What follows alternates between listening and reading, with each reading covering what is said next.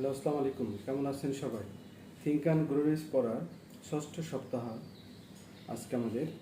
আজকের সাবজেক্ট যে success principal আমরা শিখব সেটা হলো অর্গানাইজড প্ল্যানিং। কিভাবে প্ল্যানিংটা অর্গানাইজড ওয়েতে করা যায়। আমরা ফার্স্টে শুরু করেছিলাম বার্নিং ডিজায়ার থেকে আমাদের বিশ্বাস দরকার, এবং বিশ্বাসকে কার্যকরী করতে হলে আমাদের যেটা দরকার সেটা হলো অর্গানাইজড প্ল্যানিং। অর্গানাইজড প্ল্যানিং কীভাবে করতে পারি, how to build a solid plan, একটা প্ল্যান কীভাবে বানানো যায়। সলিড প্ল্যান বানাতে গেলে যেটা আমাদের একটা প্রিন্সিপাল, আর একটা সাকসেস প্রিন্সিপাল লাগবে, সেটা হলো মাস্টার মাইন্ড পরবর্তীতে মাস্টার মাইন্ড সাবজেক্টটাই আছে সাকসেস প্রিন্সিপাল। সো সেখানে বিস্তারিত কথা বলা হবে। বাট মাস্টার মাইন্ড যখন আমরা এটা ক্রিয়েট করব, ফর এক্সাম্পল আমি একটা বিজনেস প্ল্যান করতে চাই বা আমার পার্সোনাল প্ল্যান করতে চাই। পার্সোনাল প্ল্যান করতে হলে এখানে যেটা মেনশন করা আছে সেটা হলো আমার একটা কাউন্সিল নিয়ে বসতে হবে, মাস্টার মাইন্ড নিয়ে বসতে হবে। আমার কয়েকজন শুভাকাঙ্ক্ষী হতে পারে বা অন্য সেক্টর থেকে হতে পারে, তাদের সাথে বসে আমরা যে আলোচনাটা করব সেই সফলতা পাওয়ার জন্য, সেটা হলো মাস্টার মাইন্ড। সেটা বিজনেসের জন্য যখন হবে তখন সেটা হতে পারে আমাদের বিজনেস রিলেটেড পার্সন বা ইন্ডাস্ট্রির অন্য কোনো পার্সনও সেখানে ইনভলভ থাকতে পারে। সো আমি যখন মাস্টার মাইন্ডটা ক্রিয়েট করবো তখন আমরা মেক শিওর করতে হবে যে আমাদের সবার, আমরা জানি যে আমরা এটা থেকে কীভাবে সবাই উপকৃত হব, এবং এটা at least twice a week suggest করা হয়েছে, প্রতি সপ্তাহে অ্যাটলিস্ট 2বার বসার জন্য, বসে সলিড প্ল্যানটা কীভাবে তৈরি করা যায় সবার সাথে আলোচনা করার জন্য। এবং এই গ্রুপে যে মেম্বারগুলো থাকবে, যারা থাকবে তাদের সাথে অবশ্যই যেন হারমোনিয়াস হয়, রিলেশনশিপটা খুবই হারমোনিয়াস হয়। ওখানে যেন কোনো বাক বিতনটা, শুধু আলোচনা হবে, ওটা সবাই প্রসপারাস লাইফের জন্য কি করা যেতে পারে সেভাবে আলোচনা হবে। বাট ওখানে কোনো নেগেটিভিটি থাকবে না, হারমোনিয়াস হতে হবে। এবং আমাদের মনে রাখতে হবে যে আমরা যে প্ল্যানটা করছি সেটা যদি আমার সাকসেসের জন্য হোক, পার্সোনাল সাকসেস বা বিজনেসের জন্য হোক, প্ল্যানটা অবশ্যই ফল্টলেস হতে হবে। এখন ফল্টলেস প্ল্যান, শুরুতে আমরা বলেছিলাম যে প্ল্যান যেটাই হোক না কেন আপনি কাজে নেমে পড়েন, কারণ ফল্টলেস প্ল্যান ডে অন হয়তো বা আমরা এটা নাও হতে পারে, আমাদের লক্ষ্য থাকবে স্থির, বাট আমাদের প্ল্যান, আমাদের কোর্স যেটা আমরা যাওয়ার ক্ষেত্রে কিন্তু সেটা আঁকাবাঁকা হবে। আমি যেভাবে প্ল্যান করছি কখনো প্ল্যান এভাবে এটা যাওয়া যায় না। চাঁদে যখন রকেট যাওয়া শুরু করে সে কিন্তু স্ট্রেট লাইনে চলে যায় এমন না, সে কিন্তু আঁকাবাঁকা চলে যায়। অফ কোর্স হলে সে আবার অন কোর্স চলে আসে। আমাদেরও এমন হবে, প্ল্যান একটা দেখা যাবে কাজ করবে না, যখন দেখবো আমরা এটা কাজ করছে না তখন আমরা সেটাকে কী করবো, রেকটিফাই করে নেবো, আবার নতুন করে নেবো, ওই প্ল্যান বাদ দিয়ে নতুন প্ল্যান দিয়ে রিপ্লেস করে নেব। আমাদের যে প্ল্যানটা হবে সেটা বেসড অন এডুকেশন হবে, বেসড অন এক্সপিরিয়েন্স হবে, এবং আমাদের নেটিভ অ্যাবিলিটি থাকতে হবে। ফর এক্সাম্পল আপনি একটা ব্যবসা করতে চাচ্ছেন বা পার্সোনাল একটা সার্ভিস প্রদান করতে চাচ্ছেন যেটা ফ্যাশন ডিজাইনিং রিলেটেড, তাহলে আপনার কি থাকতে হবে, সেখানে নেটিভ অ্যাবিলিটি বলা আছে এখানে, যে ফ্যাশন ডিজাইনিং রিলেটেড আপনার অ্যাবিলিটি থাকতে হবে, আপনার এক্সপিরিয়েন্স থাকতে হবে। আপনি যদি ক্রিকেটার হতে চান, সিমিলার ওয়ে আপনার অবশ্যই ক্রিকেট সম্পর্কে ভালো জ্ঞান থাকতে হবে, ভালো প্র্যাকটিস থাকতে হবে, native ability. Be aware of temporary defeat, আমাদের টেম্পোরারি ডিফিট সম্পর্কে জানতে হবে, যে টেম্পোরারি ডিফিট কিন্তু ফেইলর না। এডিসন আমরা কতবার জানি সে ট্রাই করেছিলেন, প্রায় 10,000 বার, 10,000 বারেরও উপরে আসলে ট্রাই করে সে সফলতা পেয়েছিলেন। প্রতিটা যেটা ছিল সেটা কি ফেইলার ছিল? আমরা একটা কাজ একবার দুইবার করি, একবার দুইবার করার পর দেখা যায় কোনো যদি বাধার সম্মুখীন হয় সেটাকে আমরা ফেইলার হিসেবে ধরে নিই। এটা আসলে ফেইলার না, এটা টেম্পোরারি ডিফিট, এটা আসবেই। টেম্পোরারি ডিফিটের সুন্দরভাবে বোঝার ব্যাপার হলো যে যখনই টেম্পোরারি ডিফিট আসলো এর মানে হলো আমার যে প্ল্যানটা আছে সেটা সলিড হয় না। সলিড প্ল্যান হলে যদি আমি চাই তাহলে আমার কী করতে হবে, আমাকে ফিরে যেতে হবে সেখানে আমার মাস্টার মাইন্ডে, যে আমার কয়েকজনের সাথে বুঝতে হবে। এটা একার থেকে নাও আসতে পারে, এটা মাস্টার মাইন্ড প্রিন্সিপালের মাধ্যমে আসবে, যেটা নিয়ে পরবর্তীতে আরও বিস্তারিত আলোচনা আছে। কেএফসি সেম, সে প্রায় 1010তম বার যখন একটা রেস্টুরেন্টে নক করেছেন তখন তার রেসিপিটা অ্যাকসেপ্টেড হয়েছিল। সো এটা যে প্রথমবারই হবে, সে যে 1000 বার ট্রাই করেছে, 1000 বার কিন্তু সে ফেল করেনি। টেম্পোরারি ডিফিট, একটা নো আসতেই পারে, বাট এর মানে হলো যে আমি যেভাবে কাজ করছি প্ল্যানটা সেটা হয়তো ঠিক হয় না, আমার যে পিসটা দিচ্ছে সেটা হয়তো ঠিক না, সেটাকে কীভাবে পারফেক্ট করা যায়। যে আমাকে নো বলেছে সে আসলে আমার জন্য রাইট ফিট না, তার সাথে আসলে আমার যাবে না। সো আমার যেখানে লেখা আছে, তকদিরে তো আমরা বিশ্বাস করি, যেখানে আমার লেখা আছে সেখানেই হবে, বাট আমাকে কি করতে হবে, আমাকে চালিয়ে যেতে হবে, চেষ্টা চালিয়ে যেতে হবে।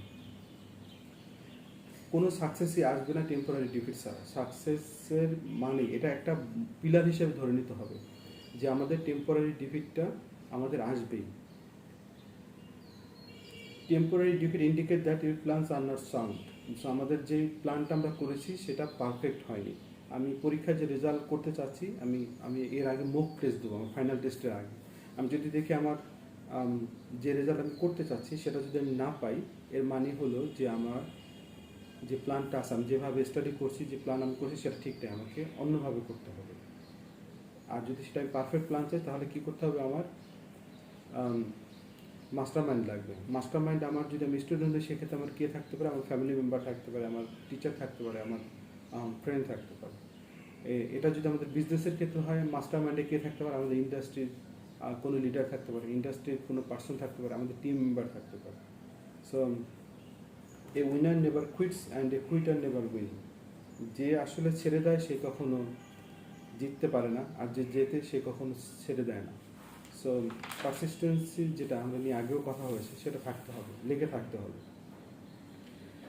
এই চ্যাপ্টারে নেপোলিয়ন হিল কথা বলেছেন মেজর অ্যাট্রিবিউটস অফ লিডার্স, লিডারশিপের কিছু বৈশিষ্ট্য, গুণাবলী নিয়ে, এবং কেন 10টা কারণ বলেছেন কেন লিডারশিপ ফেল করে।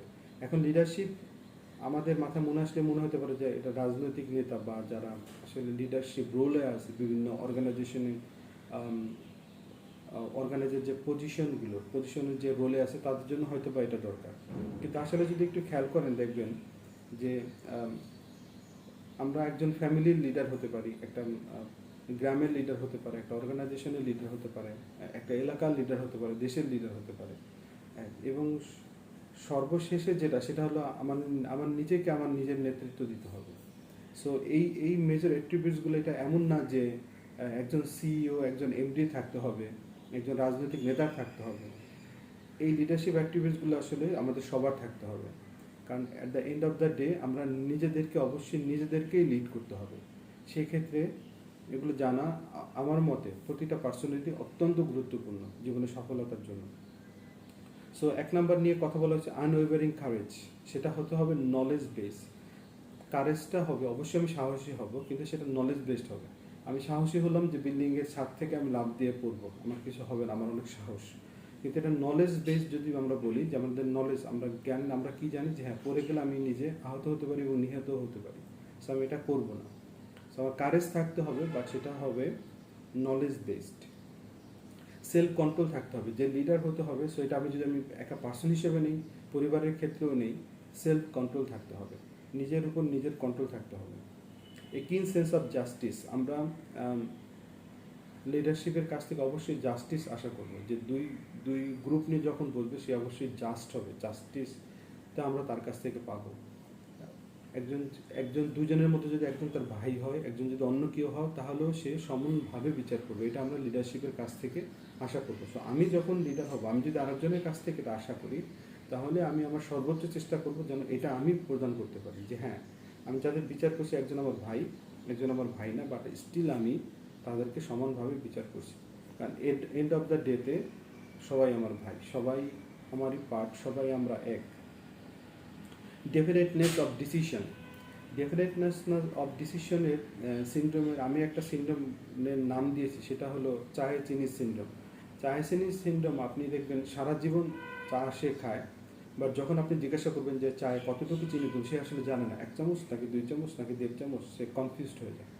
আপনার এটা ডেফিনেট ডিসিশন, আপনি তো জানেন অলরেডি যে আপনি চায়ে চিনি খান কি খান না, কতটুকু খান। আমারটা যেমন ব্ল্যাক কফি নো সুগার, কথা শেষ।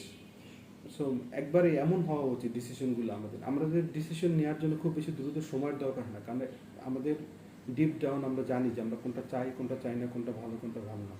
সো প্রোক্রাস্টিনেশন, যেটা আমাদের দেরি করা যাবে না, কোনো ডিসিশন নিতে হলে আমরা কি করব, দ্রুত ডিসিশন নেব। Habit of doing more than paid for, আমাদের এটা অত্যন্ত, এটা সফলতার জন্য অত্যন্ত গুরুত্বপূর্ণ একটা অ্যাট্রিবিউটস। সেটা হলো আমাদের যতটুকু পে করা হয় যে কোনো জায়গায়, যতটুকু আমরা কম্পেনসেশন পাই তার চেয়ে বেশি দেওয়ার চেষ্টা করব। আমি যদি পার্সোনাল ডেভেলপমেন্ট কোচ হই, আমি কি করব, আরেকজনকে যে সর্বোচ্চ কিভাবে দেওয়া যায়, তাকে কিভাবে, তার লাইফ কিভাবে রিচ করা যায়, সেদিকে আমার খেয়াল রাখা। আমি যদি ফ্যাশন টি শার্ট সেল করি, আমার টি শার্টটা সর্বোচ্চ কী পরিমাণে আমি দিতে পারি। একজন যদি গ্রাফিক্স ডিজাইনার হয়, সেই গ্রাফিক্স ডিজাইনার চিন্তা করবে সে সর্বোচ্চ কী পরিমাণে দিতে পারে। একজন ছাত্র হলে সে কী করবে, যে হ্যাঁ আমি এই পরিমাণ পড়লে আমার A+ পাওয়া মনে হয় সম্ভব, মানে আমি তার চেয়েও বেশি পড়ব। সো আপনার যা করার কথা তার চাইতেও বেশি করার যে অ্যাক্টিভিটিসটা, doing more than paid for, pleasing personality, এই লোকগুলোর কাছে, এই যারা ভালো লিডারশিপ হবে, এই লোকগুলোর কাছে গেলে আমাদের ভালো লাগবে, কথা বললে ভালো লাগবে, দেখা করলে ভালো লাগবে, এবং তাদের কথা মনে আসলেও ভালো লাগবে। প্লিজিং পার্সোনালিটি হবে তারা। সিম্প্যাথি অ্যান্ড আন্ডারস্ট্যান্ডিং, তাদের পিপল সম্পর্কে তারা সিম্প্যাথি থাকবে এবং আন্ডারস্ট্যান্ডিং হবে। তাদের নিজেরটাই, আমি আমার যে পজিশন আমারটাই বুঝলাম আর কারোটা বুঝলাম না, এমন না, অন্যর ব্যাপারটাও বোঝার চেষ্টা করতে হবে। মাস্টারি অফ ডিটেল, প্রতিটা জিনিসের ব্যাপারে তাদের মাস্টারি থাকে। কারণ হলো তারা এই ব্যাপারটা নিয়ে অনেক ভেবেছে, অনেক চিন্তা করেছে, অনেক প্ল্যান করেছে। সো এটার জন্য প্রতিটা ব্যাপারেই সে ক্ষুদ্র ক্ষুদ্র বিষয়ও সে সুন্দরভাবে দেখতে পারবে, বলতে পারবে, তো মাস্টারি থাকবে প্রতিটা বিষয়। অ্যাজিউম ফুল রেসপন্সিবিলিটি, এটা আসলে জীবনে অত্যন্ত গুরুত্বপূর্ণ একটা জিনিস, যে আমার লাইফের রেসপন্সিবিলিটি আমাকেই নিতে হবে। আমার যত সফলতা সেটার কারণও আমি, আমার যত বিফলতা সেটার কারণেও আমি। এভরি সিঙ্গল মোমেন্টে এটা নিতে হবে, যে অ্যাজিউম ফুল রেসপন্সিবিলিটি। আপনার এক্সট্রিম ওনারশিপ বলা যেতে পারে এটাকে, যে আপনার যাই হয়েছে না কেন, এটা পজিটিভ হোক আর নেগেটিভ হোক, এটা আপনার জন্যই হয়েছে, বাইরে আর কার কোনো কারণ নেই। শেখ হাসিনার দোষ দিয়েও লাভ নেই, ডোনাল্ড ট্রাম্পের দোষ দিয়েও লাভ নেই, আপনাকেই ফুল রেসপন্সিবিলিটি নিতে হবে। কোঅপারেশন, একজন আরেকজনের সাথে সুন্দরভাবে কাজ করার জন্য যে কোঅপারেটিভ হতে হবে। 10 major cause of failure in leadership, 10টা মেজর কজ ফেল করার। এখন আমরা ফার্স্টে শিখেছি যেটা লিডারশিপের জন্য যেই অ্যাক্টিভিটিসগুলো থাকা দরকার, এখন দেখব যে কেন তারা ফেল করে। ইনঅ্যাবিলিটি টু অ্যারেঞ্জ ডিটেলস, তার অর্গানাইজ ডিটেলস, তাদের যেটা মাস্টারি অফ ডিটেলস যেটা, সেটার বিপরীত। তার সে আসলে তার জ্ঞানটা প্রপার না থাকার কারণে, প্রপার প্ল্যানিং না থাকার কারণে, সে যে বিষয়ে কথা বলছে, যে বিষয়ে কাজ করছে, সেটা প্রপার জ্ঞান না থাকার কারণে সে অ্যাবিলিটি থাকে না তার প্রতিটা ডিটেলসের ব্যাপারে কথা বলার। Unwillingness to render humble service, আমি যখন ইউকেতে গিয়েছিলাম, ফার্স্টে একটা ক্যান্টিনে আমি একটা কাজ নিয়েছিলাম। ওখানে একদিন একটা পাইপ ভেঙে গেল, ম্যানেজারকে দেখলাম তার কোটটা খুলে দিয়ে হাতের বাটন, মানে হাত বসিয়ে ঠেসে নিজেই ফার্স্টেই নেমে গেলেন। সো সে ছিল আমাদের লিডার, সে আরেকজনকে কিন্তু ডাক দিলেই পারতো যে এইটা ক্লিন করো বা কাজ করো। হাম্বল সার্ভিস যখন আসে, তখন লিডার যে থাকবে সে আসলে সামনের সে শুরুতেই চলে যাবে, যে এবং সেটা নিয়ে সে কখনো দ্বিধাদ্বন্দ্বে ভুগবে না, তার উইলিংনেস থাকতে হবে, উইলিংলি সে এটা করবে। Expect pay for what they know instead of what they doing, তারা আসলে বেশি করতে চায় না, তারা মনে করে আমরা জানি, সো এই জানাটাই এনাফ, করার মধ্যে আমরা নাই। Fear of competition from followers, তার নিজেদের ভিতরে যারা আছে, নিচে যারা আছে, অধীনস্থ বা তার টিমে যারা আছে, তাদের কাছ থেকে সে সবসময়, যেহেতু তার মধ্যে কিছু নাই, ভিতরে কিছু নেই, ভিতরটা তার স্ট্রং না, সেক্ষেত্রে সে সবসময় ভয় থাকে যে আমাকে মনে হয় কেউ মনে হয় নিচ থেকে বাদ দিয়ে আমার পজিশনটা নিয়ে নেবে। ল্যাক অফ ইমাজিনেশন, তারা ইমাজিনেশন নিয়ে আমাদের আগের চ্যাপ্টারে ছিল, পুরো ভিউটা তারা দেখতে পারে না, এন্ড রেজাল্টসটা তারা দেখতে পারে না, যে তারা আসলে কী চায়, তাদের লক্ষ্য ঠিক নেই এবং তারা এন্ড রেজাল্টটা দেখতে পারে না। সেলফিশনেস, প্রচণ্ড সেলফিশ হয়, নিজেরটাই বোঝে, অন্য কারোটা বোঝে না, আন্ডারস্ট্যান্ডিংয়ের অভাব আছে। ইনটেম্পারেন্স, কিছুই নিতে পারে না, কথা বললেই রেগে যায় সে, ইনটেম্পারেন্স, তার আসলে অ্যাবিলিটি খুবই কম। যাদের অ্যাবিলিটি খুবই কম, তাদের স্কিল অনেক অনেক ছোট, কিছু দেওয়া হলেই তাদের কাপ যদি ছোট হয় কী হবে, অল্প দিলেই ভরে যাবে, ভরে সে উপচে পড়বে। সো তাদের আসলে কাপটা খুব ছোট, এই জন্যই যাদের মাথা দেখবেন গরম, তাদের বুঝবেন যে তাদের কাপ খুব ছোট। আন্ডারস্ট্যান্ডিং ভেরি লো, এবং তারা বেশি নিতে পারে না, কিছু দিলেই উপচে পড়ে যায়। So be like a ocean, ওশনের মতো হন, যে যত পারে দাও ভাই, আমার কিছু হবে। ডিসলয়্যালটি, ডিসলয়্যালটি, এটা যে আমরা যে আমাদের যে উপরস্থ তাদেরই যে শুধু লয়্যালটি থাকতে হবে এমন না, যে উপর আছে তারও লয়্যালটি থাকতে হবে তার টিমে যাদের আছে তাদের প্রতি, এবং তাদের অধীনস্থ যারা আছে তাদের প্রতি। তারা আমার জন্য সার্ভিস দিচ্ছে, আমি তাদের জন্য সার্ভিস দিয়ে যাব, তাদের জন্য করে যাবো, সেটাই হলো লয়্যালটি। তাদের মধ্যে লয়্যালটিটা থাকে না, তাদের জন্য সার্ভিস দেওয়া হয়, তারা খুবই হ্যাপি, খুব ভালোবাসে, কিন্তু তারা কিছু করবে না। Disloyalty. Emphasis the authority, emphasis of title. আমি সিইও, আমি এমডি, মানে এই নিয়ে ব্যস্ত আছে, আমি এই করব ওই করব, তোমাকে দেখিয়ে দেবো, এই অবস্থায় আছে তারা। সারাদিন শুধু ওই পাওয়ার দেখানোই আর কি, আমার ক্ষমতা, আমি পারবো, না করলে তোমাকে বোঝাই দেবো, এই টাইপের আর কি। নিজের টাইটেলটা সারাক্ষণ টেনে টেনে আন, তুমি জানো আমি কে, তুমি জানো আমি কে, ওই একটা আছে না, সেটা এমফ্যাসিস অফ অথরিটি, আমাকে চিনোস, এই টাইপের। How to get exact position you desire. আপনি যে কোনো পজিশন, এটা এটা আমার কাছে খুবই ইন্টারেস্টিং লেগেছে। এই আইডিয়াটা যদিও আমি বইতে কয়েকবার পড়ে গেছি, বাট যখন আমি আর্ল নাইটিঙ্গেলের একটা অডিও শুনেছিলাম, সবচাইতে বেশি হিট করেছে। তারপরে আবার এসে এই চ্যাপ্টারে আবার আমি পড়েছি। এই রিভিজিট যখন হলো আমার থিঙ্ক অ্যান্ড গ্রো রিচ এই এই গ্রুপে পড়ার জন্য, তখন আবার আমি এটা পড়ে আসলে মুগ্ধ হয়েছি যে আসলে চমৎকার একটা জিনিস এটা, যে আপনি যে কোনো অর্গানাইজেশনে যে কোনো পজিশনে যেতে চান, বা আপনি যদি যে কোনো বিজনেসে আসেন, এই এই এই প্রক্রিয়াটা আপনি কাজে লাগাতে পারেন। সেটা হলো ডিসাইড টাইপ অ্যান্ড ইন্ডাস্ট্রি। আপনি যে টাইপের কাজ করতে চাচ্ছেন, যে ইন্ডাস্ট্রিতে কাজ করতে চাচ্ছেন, সেই ইন্ডাস্ট্রিটা আগে ডিসাইড করা যে আমি ফ্রিল্যান্সার হতে চাই, আমি ক্রিকেটার হতে চাই। সো আপনি ফার্স্টে হলে ডিসাইড করতে হবে যে আমি কোন ইন্ডাস্ট্রিতে কাজ করতে চাই, আমি সাংবাদিক হতে চাই, আমি শিক্ষক হতে চাই। আগে ডিসাইড করতে হবে যে আমি কোন ইন্ডাস্ট্রিতে কাজ করতে চাই। Second, choose company. সে বলছে নির্দিষ্ট করে কোম্পানি চুজ করে ফেলা, যে আমি সেলস রিপ্রেজেন্টেটিভ হতে চাই, আমি ওকে স্কোয়ারের কাজ করবো, মানে সম্পূর্ণভাবে নির্দিষ্ট। আমি সাংবাদিক হতে চাই, আমি কোন টিভির হয়ে কাজ করবো, কোন সংবাদপত্রের হয়ে কাজ করবো। Decide your industry first, then decide your company. আপনার কোম্পানি চুজ করে ফেলুন যে আমি এই কোম্পানির হয়েই কাজ করবো। এরপরে মনে রাখতে হবে আমাদের সেই শুরুর দিকে আমরা যে কথা বলেছিলাম, যে আপনার বার্নিং যে ডিজায়ার, সেই ডিজায়ারটা ক্রিয়েট করতে হবে। Study employer. সো আমার যে এমপ্লয়ার আছে, আমাকে যে চাকরি দেবে, তার সম্পর্কে স্টাডি করা, ওই অর্গানাইজেশন সম্পর্কে স্টাডি করা, যে তারা কী করে, তাদের কি অভাব আছে, তাদেরকে আমি কীভাবে সর্বোচ্চ দিতে পারি, কী কী সার্ভিস দিতে পারি, ইন্ডাস্ট্রি সম্পর্কে সব জেনে নিতে হবে, ওই কোম্পানি সম্পর্কে ভালো করে জেনে নিতে হবে। Study employer. Analyse your self, talent, ability and good at.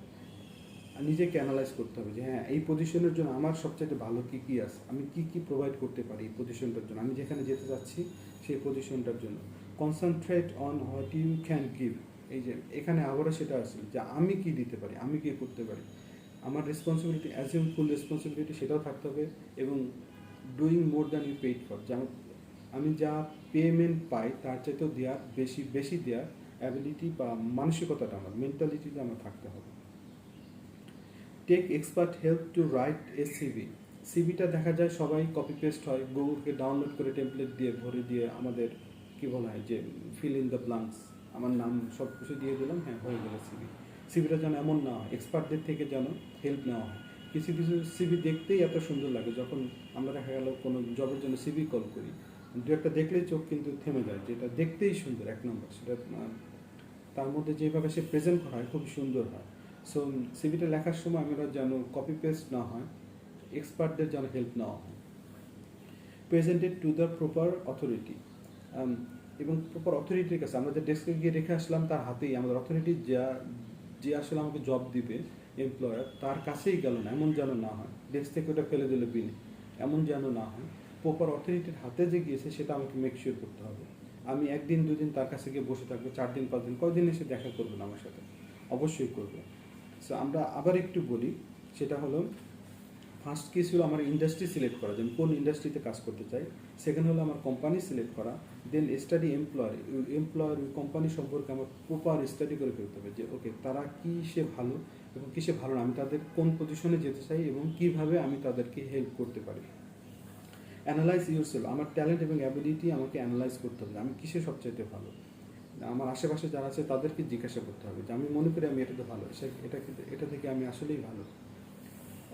Concentrate on what you can give, আমি কি দিতে পারি এই কোম্পানির এই পজিশনের জন্য, আমি কি দিতে পারি। প্রতিটা কোম্পানি আসলে ভালো মানুষ খুঁজছে। সবাই বলে যে কাজের অনেক অভাব, কাজের আসলে অভাব না, ভালো ভালো কাজ করতে পারে, ভালো কাজ জানা মানুষ, বা অ্যাটলিস্ট মেন্টালিটি, এমন মেন্টালিটির মানুষ যারা বললে শিখতে চায়, সেই টাইপের মানুষেরও অনেক অভাব। আমি কিছুদিন আগে ফেসবুকে একটা পোস্ট দেখেছিলাম, সে বলেছে যে ভালো কাজের মানুষের তো অভাবই, মানে কাউকে যে শিখাবো এমন মানুষও পাওয়া যায়, সে কেউ শিখতেও চায় না। এটা আমি নিজেও ফেস করেছি, একজনকে আমি বারবার বললেও সে আসলে নিতে চায় না। সে যদি না নিতে চায়, সে যদি মনে করে যে আমার পেয়ালা ফুল হয়ে আছে, সেখানে আপনি পানি দিবেন, এটা তো বাইরে পড়বে, নেওয়ার কোনো জায়গা নেই। তাকে বারবার বলা হচ্ছে একটা কথা, তারপরে সে নিচ্ছে না, এখানে কিছু দিতে পারবেন না। সে নিজেকে মনে করে ফুল, আসলে সে অনেক ফাঁকা, এবং ওই ফাঁকাই থেকে যাবে, নিতেও চায় না। সো আমি কি দিতে পারি সেদিকে খেয়াল রাখা। Take expert help to write a CV, যেটা আবার বলা হয়েছিল যে এক্সপার্টদের হেল্প নেওয়া সিভি রাইট করার জন্য। Present to the proper authority, ব্যাপারগুলো আমরা খেয়াল রাখবো স্টেপ বাই স্টেপ। সো এই স্টেপগুলো ফলো করলে যে কোনো অর্গানাইজেশনে, যে কোনো পজিশনে যদি আপনি যেতে চান, এটা আপনার পাওয়ার সম্ভাবনাই অনেক বেশি। মেজর কজ অফ ফেইলার, লাইফে ফেল হওয়ার মেজর কজ, সে 30টা কজ বলেছেন। আমরা এখানে গুরুত্বপূর্ণ কয়েকটি নিয়ে আজকে কথা বলবো। 1 নম্বর হলো lack of well defined purpose. এটা সাকসেস প্রিন্সিপালে প্রথমে আমাদের ছিল যে গোল বা ওর দি আইডিয়াল ল অফ সাকসেসে বলা হয়েছে যে নির্দিষ্ট গোল থাকতে হবে, এটা হলো ফার্স্ট। সো যে যার এটা নাই, তার আসলে ফেল হওয়ার সম্ভাবনাই বেশি, কারণ ফেল হওয়ারই কথাটা। Lack of well defined purpose, lack of ambition, তার অ্যাম্বিশন নেই লাইফে, সে বড় হতে চায়, এই টাইপের অ্যাম্বিশন নেই। ল্যাক অফ সেলফ ডিসিপ্লিনে প্রচণ্ডভাবে ভোগে। মোবাইল গেমস খেলতে আছে, আর কোনো হিসাব নেই, কোনো কন্ট্রোল নাই, তার নিজের কোনো ডিসিপ্লিন নাই, সেলফ কোনো কন্ট্রোল নাই। সে সকালে ঘুম থেকে উঠতে উঠতে তার 10টা 11টা বেজে যায়, ডিসিপ্লিনের মধ্যে সে নাই। প্রোক্রাস্টিনেশন, কোনো কথা বললে যে ঠিক আছে কালকে করবো, পরে করবো, আচ্ছা আমি দেখছি, এই টাইপের প্রোক্রাস্টিনেশন, যে কোনো কিছু নিয়েই সে দেরি করে। ল্যাক অফ পারসিস্টেন্স, কোনো কাজে লেগে থাকতে পারে না, একটা কাজ করতে গেলেই সে আসলে ছেড়ে দেয়। টেম্পোরারি ডিফিট যখন ফেস করে, তখন মনে করে ফেলার মনে চলে আসছে। টেম্পোরারি ডিফিট এবং ফেলারের মধ্যে অনেক বড় পার্থক্য। টেম্পোরারি ডিফিট আসবেই, এটা সফলতার একটা স্তম্ভ, এটা পিলার, এটাকে খুব পজিটিভলি নেব। হ্যাঁ, যে একটা বিফলতা আমার আসছে, একটা বাধা আমি পেয়েছি, একটা চ্যালেঞ্জ পেয়েছি, এর মানে এই না যে আমি ফেল করছি, এর মানে এই হলো আমি যেভাবে কাজটা করছিলাম সেভাবে কাজ হচ্ছে না, আমাকে অন্যভাবে ট্রাই করতে হবে। That's it. খুব বেশি কঠিন করে নেওয়ার কিছু নেই যে আমি ফেল হয়ে গেছি। 10,000 বার ট্রাই না করলে এডিসনের লাইট বাল্ব আসতো না, 10,000 বার, আমরা 2-4 বার ট্রাই করেই থেমে যাই। নেগেটিভ পার্সোনালিটি, সো ওই যে আগে যেটা একটা বলেছিলাম যে প্লিজিং পার্সোনালিটি, আপনার পজিটিভ পার্সোনাল হতে হবে, মানুষ যেন আপনার কাছে আসলেও ভালো লাগে, কথা শুনতেও যেন ভালো লাগে, পজিটিভ পার্সোনালিটি হতে হবে। Wrong selection of partner in marriage or business, so খুবই গুরুত্বপূর্ণ, অনেকের সাথেই হয়তো বা কমন পড়বে। খুবই গুরুত্বপূর্ণ একটি পয়েন্ট। এটা চুজ করার সময় আমরা খুবই ভালো করে চুজ করবো, আমরা অনেক বুঝে শুনে চিন্তা করবো, ইমোশন দ্বারা না চিন্তা করে। সব কিছু মিলে করতে হবে, ইমোশন অবশ্যই থাকতে হবে, আমরা হিউম্যান বিং, ইমোশন থাকতে হবে, এর সাথে যুক্তি তর্ক এবং সব কিছু চিন্তা করে যেন আমার হয় যে বিজনেসে আমি তার সাথে যাচ্ছি, সে আমার রাইট পার্টনার কিনা। আমার বিজনেসের পার্টনারগুলো দেখা যায় আমার বিপরীত, এবং এটা হয় কিন্তু ভালো, কারণ আমার এক সাইডে ভালো, তার আর এক সাইডে ভালো, দুইটা মিলে আমরা দুজনে একই ধরনের মানুষ, সবাই আমরা খুঁজি যে আমরা যেন একই ধরনের হই। একই ধরনের হলে তো দুইজন একই রকম হয়ে গেল, আমিও ফাইন্যান্সে ভালো, সেও ফাইন্যান্সে ভালো, তাহলে আমাদের অ্যাকাউন্টস কে দেখবে, ব্যাপারটা হলো এমন।